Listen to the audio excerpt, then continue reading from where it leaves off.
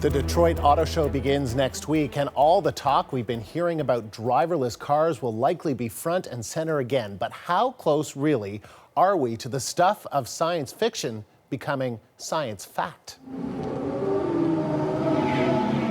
Remember this? This is 2054 as imagined in Steven Spielberg's Minority Report. Of course, like all sci-fi, it's probably be wide off the mark. But on autonomous cars, at least, some are already on our highways. So will our roads ever look like this? And if so, when? And what are the challenges ahead? Maurice Cacho is Deputy Wheels Editor for the Toronto Star, and he joins us now to discuss these issues. So, Maurice, how realistic are driverless cars? Well, I think it's an evolution that we're eventually going to get to. In terms of the actual date, I don't know when exactly it's going to happen. A lot of automakers are making commitments. Some of them are saying 2020. So it's in the future, and we're seeing a lot of change to get there. So it was Renault Nissan, right, that came out just this week saying they're going to have driverless cars on highways by 2020. That's only 4 years away from now. Do you think that's a realistic goal? I think it is realistic, and I think, though, we're going to see these features come on slowly. So you're not all of a sudden going to see a driverless car at your local dealership.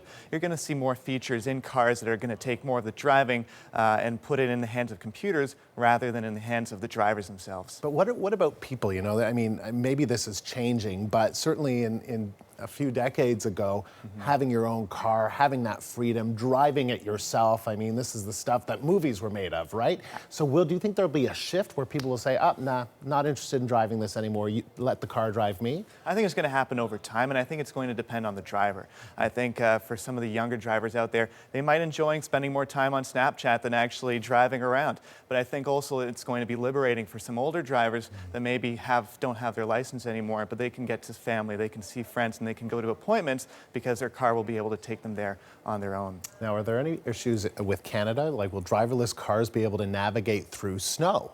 Well, that's one of the challenges they're still working on. So weather is still a big challenge for these driverless cars.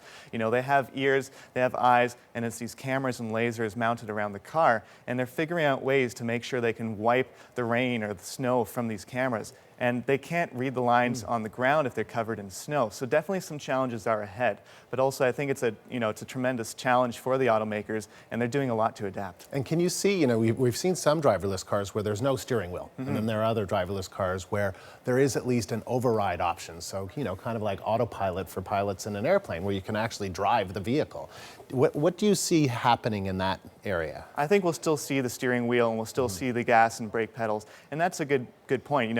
Pilots use autopilot a lot, and they actually have to get retested to make sure they know how to actually fly a plane. So what's going to happen when drivers like you and I are so used to not driving a car and the computer gives up and says, hey, you've got control? That's going to be something that everyone's going to have to solve. So we've seen that the accidents, the prediction is that accidents will go way, way, way down with driverless cars, but presumably they won't be perfect.